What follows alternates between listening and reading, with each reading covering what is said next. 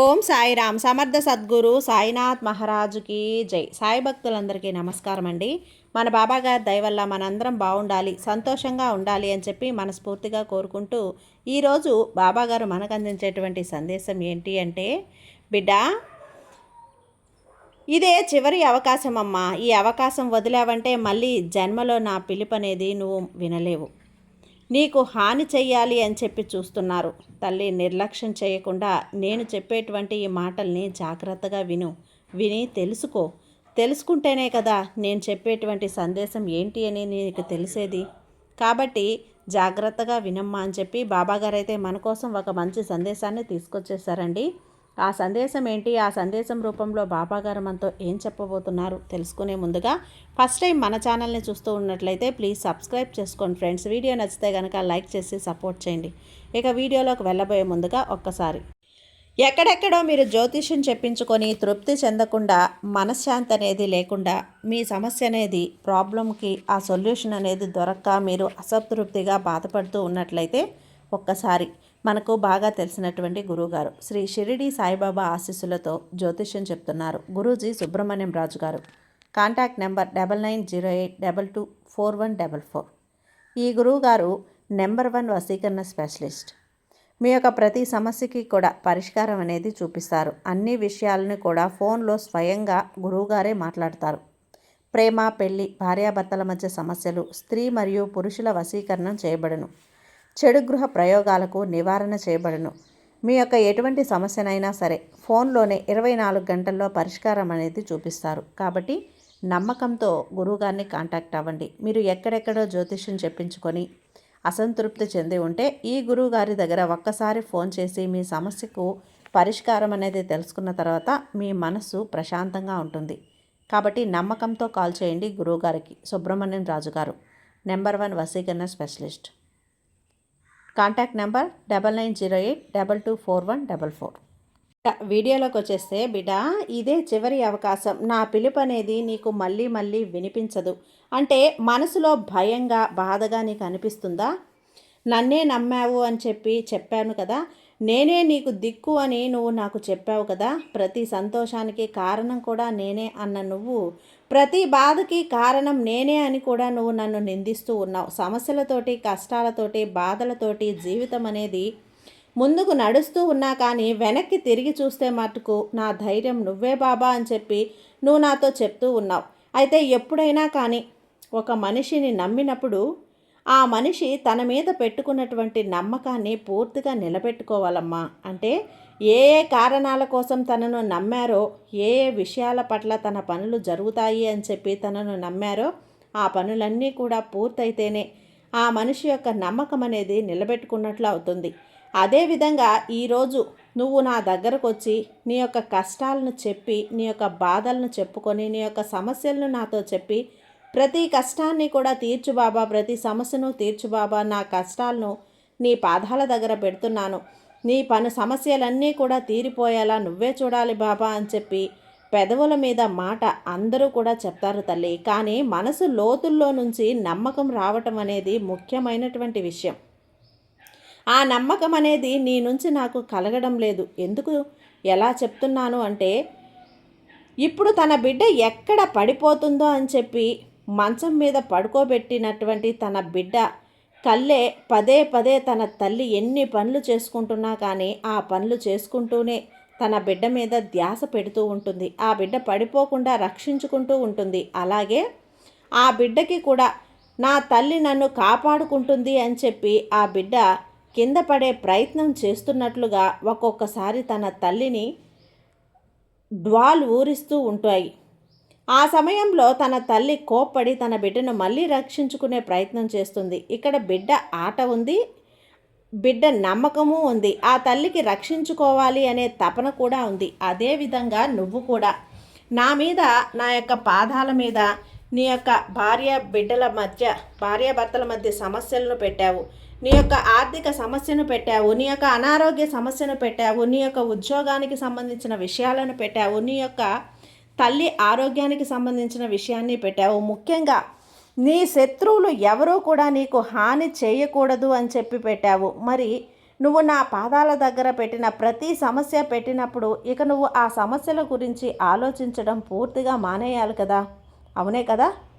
నేను అన్న మాట నిజమా కాదా? ఒక వ్యక్తిని నమ్మితే తన మీద అంత భారాన్ని వదిలేసి శుభం శుభం తెలియని పసిపిల్ల తన యొక్క తల్లి మీద పూర్తి నమ్మకంతో తను కింద పడను అన్న ఉద్దేశంతో మంచాన్ని దిగుతుంది. ఎందుకంటే తన వెనుక తన తల్లి సపోర్టు ఉంటుంది అనే నమ్మకం. అంటే ఇక్కడ పసిపిల్ల తన తల్లిని నమ్మినంత నమ్మకాన్ని కూడా నువ్వు నా మీద పెట్టుకోలేకపోయావు.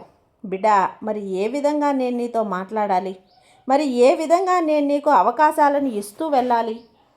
ఏ విధంగా నిన్ను మళ్ళీ మళ్ళీ నేను పిలుస్తూ ఈ సందేశాలని నీకు అందిస్తూ ఉండాలి? ఎందుకంటే కేవలం పెదవుల మీద మాటలే తప్ప మనసులో అనేది నా మీద నీకు నమ్మకం కలగలేదు. మరి నమ్మకం కలగలేదు అని చెప్పి నాకు ఎలా తెలుసు చెప్పు? ఏ ఏ కారణాల వల్ల నాకు నీ గురించి తెలిసింది అనేది చెప్తాను, జాగ్రత్తగా విను. నువ్వు ఎప్పుడైతే నా పాదాల దగ్గర నీ యొక్క కష్టాన్ని పెట్టావో ఆ యొక్క కష్టం నుంచి నువ్వు పూర్తిగా ఇక మర్చిపోవాలి.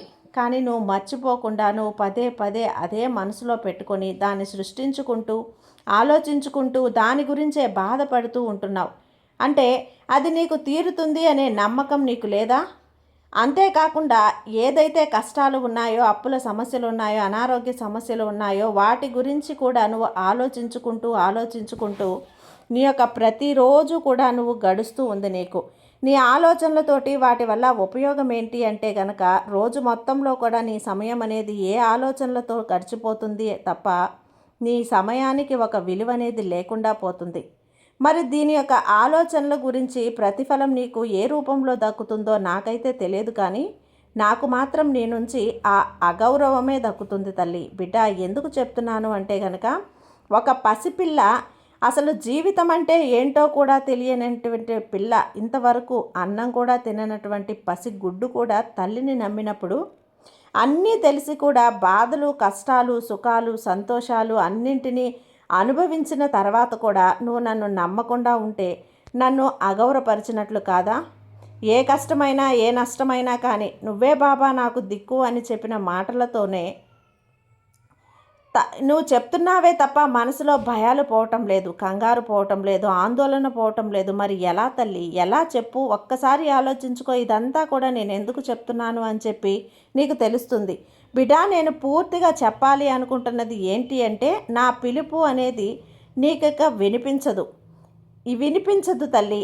నేను అన్నాను అంటే నా మనసు ఎంత బాధకు గురైందో నీకు అర్థం కానిది కాదు. ఎందుకంటే నువ్వు నా బాధని అర్థం చేసుకుంటావని మాత్రమే నేను కోరుకుంటున్నాను. ఎప్పుడూ కూడా ఈ తండ్రే తన బిడ్డల యొక్క బాధని అర్థం చేసుకోవటం కాదు, అప్పుడప్పుడు కూడా బిడ్డలు కూడా తల్లిదండ్రుల బాధని అర్థం చేసుకోవాలి. కాబట్టి నువ్వు నీ మీద పెట్టుకున్నటువంటి నీ నమ్మకాల కోసం మాత్రమే ఆలోచించు. నీ మీద ఉన్న బంధాల విలువలను, గౌరవాన్ని కాపాడడం కోసం మాత్రమే ఆలోచించు. ముఖ్యంగా నువ్వు ఏ పని చేయాలి అనుకుంటున్నావో, ఎందులో విజయాన్ని సాధించాలి అనుకుంటున్నావో, ఎందులో లక్ష్యం వైపు అడుగు పెట్టాలి అనుకుంటున్నావో దాని గురించి మాత్రమే ఆలోచించు. ప్రతి మనిషి జీవితంలో కష్టాలు, సుఖాలు, దుఃఖాలు, బాధలు అనేవి సర్వసాధారణమే. ఈ ప్రపంచం మొత్తం మీద కూడా ఎన్నో కోట్ల మంది జనాభా ఉన్నారు. ఎవరో దీనికి నీ యొక్క ఊరిలో ఒక 10 మందిలో ఒక 4 దగ్గరికి నువ్వు వెళ్ళి నువ్వు ఏ కష్టాలతోటి బాధపడుతున్నావని చెప్పి అడిగి చూడు. అందరూ కూడా ఎవరికి తగ్గ కష్టాలని వారు అనుభవిస్తూనే ఉన్నారు. అయినా కూడా రోజులు గడవటం లేదు. ప్రతిరోజు కూడా నెట్టుకుంటూ వెళ్ళిపోవటం లేదా ఇక్కడ ఆలోచించడం వల్ల ప్రతిఫలం అనేది ఏది కూడా ఉండదమ్మా. నష్టాలే తప్ప. నమ్మకాన్ని పెట్టుకొని ప్రతిరోజు కూడా నువ్వు చేసుకుంటున్నటువంటి పనుల మీద ధ్యాస పెట్టుకొని మనసులో ఉండే బాధ, బరువు, అపనమ్మకం, కంగారు, టెన్షన్ ఏదన్నా సరే అయిపోతుందేమో అని చెప్పి అలజడి ఏమీ చేయకపోతున్నావే అనే బాధ, వీటన్నింటినీ కూడా పక్కన పెట్టేసి నేనేం చేయగలను, నేనేం చెయ్యాలి అనే దాని మీద దృష్టి పెట్టుకో. నీకున్న సమస్యలన్నీ కూడా వాటంతటికి అవే పరిష్కారం అయిపోతాయి. నీకున్న అనారోగ్యం కూడా సమస్యలు వాటంతటా అవే దూరం అయిపోతాయి. బిడ్డ, ధైర్యలక్ష్మి అనే మాటని నువ్వు వినే ఉంటావు కదా, కాబట్టే నీకు చెప్తున్నాను. ఏ సమస్య వచ్చినా సరే, ఏ నష్టం వచ్చినా, ఏ కష్టం వచ్చినా కూడా ఆ మనిషికి ధైర్యం అనేది ఉండాలి. అలా ధైర్యం అనేది ఉన్నప్పుడు మాత్రమే మనిషి ప్రతి పనిలో కూడా విజయాన్ని సాధించగలుగుతాడు. కానీ నువ్వు చిన్న చిన్న వాటికి కంగారు పడిపోతూ ఉన్నావు, భయపడిపోతూ ఉన్నావు. నాకేదన్నా అవుతుందేమో, నాకేదన్నా జరిగిపోతుందేమో అని చెప్పి ఒక రకమైనటువంటి మానసిక సమస్యలాగా నువ్వు ఎప్పటికప్పుడు కూడా హడలెత్తిపోతూ ఉన్నావు.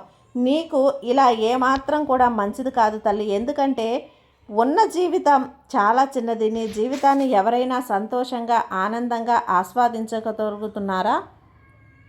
నిజమైన తెలివి గలవారు అలా కాకుండా ప్రతిరోజు కూడా నిత్యం ఇంట్లో గొడవలు, భార్యాభర్తలు మధ్య గొడవలు, కోపాలు, ఆవేశాలు వీటన్నింటినీ కూడా ఒకరి మీద నేను గెలవాలి అని, ఒకరి మీద నెగ్గాలి అనే అహం ఇవన్నీ కూడా ఉండటం వల్ల ప్రతిరోజు కూడా దినదిన గండం నూరేళ్ల ఆయుష్లాగా జీవితం మారిపోతుంది. ఎవ్వరూ కూడా ఏమీ చేయలేరమ్మా. ఏ రోజునైతే ఇంట్లో గొడవ జరుగుతుందో ఆ రోజు ఏ పని మీదకు నువ్వు ధ్యాస వెళ్ళలేవు. నీ యొక్క గొడవలు ఏవైతే చుట్టుపక్కల ఇళ్ళ జనం వింటారో వారి చెవున మీ గొడవలు పడినప్పుడు వారి దృష్టిలో మీ మీద ఒక రకమైన అలుసు ప్రభావం అనేది ఏర్పడుతుంది. మీ గొడవలు ఎవరైతే వింటున్నారో మీ శత్రువులు వారికి నిజంగా ఆ రోజే సంక్రాంతి, దసరా అన్ని పండుగలు వచ్చినట్లు అవుతుంది. కాబట్టి ఎవరికైనా కానీ అవకాశం ఇవ్వాలి అన్నా, ఎవరికైనా కానీ శత్రువుని సంతోష పెట్టాలి అన్నా కూడా నువ్వు చక్కగా ఇంట్లో గొడవలు పెట్టుకోవచ్చు, ఇంట్లో పోరు పెట్టుకోవచ్చు, ఇంట్లంతా కూడా రోజు రణరంగంగా చేసుకోవచ్చు. దానివల్ల నీకు ఏదైనా ఉపయోగం ఉన్నట్లయితే. కానీ ఒక మనిషి ఎప్పుడైతే కోపం, ఆవేశం తెచ్చుకుంటారో ఆ కోపం, ఆవేశం వల్ల ఆ మనిషిలో ఉండే ప్రతి అణువు కూడా విషంతో నిండిపోతుంది. దానివల్ల పరిణామాలే అనారోగ్య సమస్యలై మనిషిని కృంగదీస్తూ ఉంటాయి. కాబట్టి దేని గురించి ఆలోచించడం మనిషి శరీరానికి మంచిది కాదు. ఎప్పటి ఆలోచనలో అప్పుడు మైండ్లో నుంచి తీసేయాలి. మనసు ఎప్పుడూ కూడా ఫ్రెష్గా పెట్టుకోవాలి. ఏ దిగులు కూడా పడకూడదు. దిగులు పడడం వల్ల ఏది నువ్వు సాధించలేవు అన్న విషయాన్ని గుర్తుంచుకో. దేని గురించి, ఎవరి గురించి కూడా కంగారు పడద్దు. ఇక్కడ ఎవ్వరూ కూడా నీవారు కాదమ్మా. నీ గురించి నువ్వు ఆలోచించుకొని, స్వార్థం నువ్వు చూసుకొని, ఆరోగ్యాన్ని నువ్వు చూసుకొని, తిండి నువ్వు చూసుకో. అంతేకాని వేరే ఒకరి గురించి మాత్రం అస్సలు ఆలోచించుకో. ఎవరినైనా కానీ మార్చాలి అనే ప్రయత్నం అస్సలు చేయకు. ఎందుకంటే ఆ మార్పు అనేది ఒకరు చెప్తేనో, ఒకరు చూస్తేనో వచ్చేది కాదు తల్లి. వారి మనసులో వారికి నేను తప్పు చేస్తున్నాను, నేను మారాలి అనే భావన వారికి కలిగినప్పుడు మాత్రమే వస్తుంది. బిడ్డ, కష్టపడిన వెంటనే ఎవరూ కూడా విజయాన్ని సాధించి కప్పులు కొట్టేయలేరమ్మా. బిడ్డ, కష్టపడిన వెంటనే కూడా ఎవరు విజయాన్ని సాధించలేరు కదా. కష్టపడిన తర్వాత కొన్నిసార్లు పడుతూ ఉంటాము, కొన్నిసార్లు లేస్తూ ఉంటాము. పడ్డప్పుడే ఆ కష్టం తాలూకా నొప్పి అనేది తెలుస్తుంది. ఆ నొప్పి కలిగినప్పుడు, విజయం అందుకున్నప్పుడు ఆ విజయం తాలూకా రుచి నీకు తెలుస్తుంది. మళ్ళీ మళ్ళీ ఆ విజయం కోసం కష్టపడాలి అనే భావన మనసులో కలుగుతూ ఉంటుంది. ఇలా ఎప్పటికప్పుడు కూడా నిన్ను నువ్వు బిజీ చేసుకుంటూ, నిన్ను నువ్వు గౌరవించుకుంటూ, నీ పని మీద నువ్వు శ్రద్ధ పెట్టుకుంటూ, నువ్వు ఆనందంగా ఉంటూ, నీ చుట్టుపక్కల ఉన్న వారిని నువ్వు ఆనందంగా ఉంచుతూ అలా చేయలేని జన్మ నిజంగా వృధానే బిడ్డ. తల్లి, ఇక నీకు హాని చేయాలని చెప్పి చూసే జనం ఎవరైతే ఉన్నారో వారికి తెలియదు కదా నువ్వు నా భక్తురాలివి అని చెప్పి. వారికి ఏ విధంగా కూడా నేను సమాధానం చెప్తానో, వారికి ఏ విధంగా నేను బుద్ధి చెప్తానో, వారు చేసిన తప్పుకు ఏ విధంగా వారికి నేను శిక్షనిస్తానో నిజంగా చూసి నువ్వే ఆశ్చర్యపోతావు. ఎప్పుడైనా కానీ ఒకరికి హాని చెయ్యాలి అని చెప్పి చూస్తున్నప్పుడు ఆ భగవంతుడు ఎప్పుడూ కూడా ఆ యొక్క హాని చెయ్యాలి అని చూసిన వారికే హాని కలిగేలా చేస్తారే తప్ప, ఎవరికైతే హాని చెయ్యాలి అని చెప్పి చూస్తున్నారో వారికి హాని కలిగేలా ఎట్టి పరిస్థితుల్లో కూడా చూడరు బిడ్డ. నువ్వు నా భక్తురాలివి. నిన్ను కంటికి రెప్పలా కాపాడుకునే బాధ్యత నాది. నీకంటూ కొంతమంది శత్రువులు ఉన్నారు, నీ గురించి ఏడ్చేవారు ఉన్నారు. నువ్వు ఇలా బ్రతుకుతూ ఉంటే చూడలేని వారు కూడా ఉన్నారు. నీకు అయిన వారి గురించి ఆలోచించొద్దు తల్లి. వారి గురించి కలలో కూడా నువ్వు ప్రస్తావన అనేదే తీయొద్దు. నువ్వు సంతోషంగా ఉన్నావా లేదా అది ఒక్కటి మాత్రమే చూసుకోవాలి. వారి యొక్క మనసులు అనేవి ఎప్పుడూ కూడా ఒకరి నాశనాన్ని కోరుకుంటూ ఉంటారు. విషంతో నిండిపోయి ఉంటాయి. చివరికి వారే విషపూరితంగా మారిపోతారు తప్ప వారు ఒకరి మీద అసూయ పడటం వల్ల, ఈర్ష్య పడటం వల్ల, ఒకరిని నాశనం చెయ్యాలి అని చెప్పి చూడటం వల్ల వారికి పైసా కూడా ఉపయోగం అనేదే ఉండదు బిడ్డ. ఇప్పుడు నేను చెప్పే ప్రతి మాట దాని వెనకాల కూడా నువ్వు ఆలోచించుకుంటే నిజమైన అంతర్యం అనేది ఉంటుంది. నీ జీవితం అనేది చాలా చిన్న జీవితం తల్లి. గొడవలతోటి, సమస్యలతోటి, బాధలతోటి, కష్టాలతోటి నాకే ఇన్ని కష్టాలా, నాకే ఇన్ని సమస్యలా అని చెప్పి అనుకుంటూ కూర్చుంటే సమస్యలు తీరవు. లేవాలి, లేచి ఈ సమస్యలు ఎప్పుడు ఉండేవే కదా, నేను చేసే పనికి వాటిని అడ్డు తెచ్చుకోకూడదు అని చెప్పి లేచి తెగపడి వెళ్ళి నీ పని నువ్వు చూసుకుంటూ ముందుకు వెళ్ళిపోవాలమ్మా. అప్పుడే నీ చెయ్యి జీవితం ఎంత అందంగా ఉంటుందో. కష్టాలని అనుభవించేవారు, నీకంటే బాధలు అనుభవించేవారు ఈ భూమి మీద చాలామంది ఉన్నారు. కాబట్టి వారందరికంటే నేనే బెటర్ కదా అని చెప్పి నువ్వు ఆలోచించుకొని ధైర్యంగా ఉండాలి బిడ్డ. ఇప్పుడు ఈ యొక్క నీకున్నటువంటి ఎటువంటి శని దోషాలైనా కానీ, నీ జాతక దోషాలైనా కానీ, గ్రహ దోషాలైనా కానీ, ఎటువంటి వారి యొక్క ఏడుపులు కూడా నీ మీద అనేది పడకుండా వాటన్నింటి నుంచి నిన్ను విముక్తురాల్ని చేసి పుణ్యాత్మురాలుగా మారుస్తానమ్మా. అయితే ఈరోజు అంటే ముఖ్యంగా రేపు గురువారం రోజున నువ్వు పూజ చేసినా చేయకపోయినా కనీసం నాకు ముందు ఒక దీపం వెలిగించి నన్ను వేడుకో, నా గుడికి వచ్చి నా దర్శనం చేసుకో, నా నామాన్ని జపించు, తలారా స్నానం చేసి ఇంట్లో నుంచి తులసమ్మ దగ్గర దీపం వెలిగించి తర్వాత నా గుడికి వచ్చి నా దర్శనం చేసుకొని నా విభూతి ధరించు తల్లి. నా హోమగుండంలో ఒక కొబ్బరికాయని వదులు.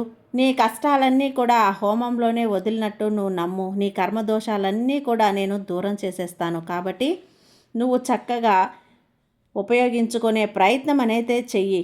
కుదిరితే నువ్వు, లేదంటే ప్రయత్నం చెయ్యి తల్లి. దానివల్ల నీ మనసు అనేది ప్రశాంతంగా ఉంటుంది, ఉల్లాసంగా ఉత్సాహంగా మారుతుంది, బాధల నుంచి బయటపడవచ్చు.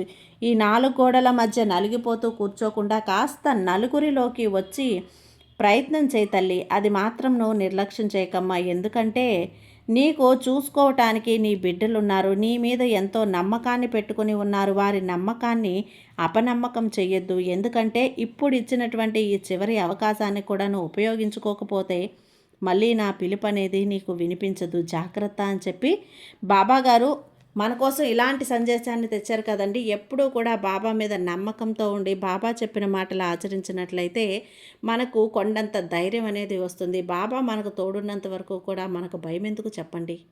సర్వే జన సుఖినో భవంతు. జై సాయిరాం.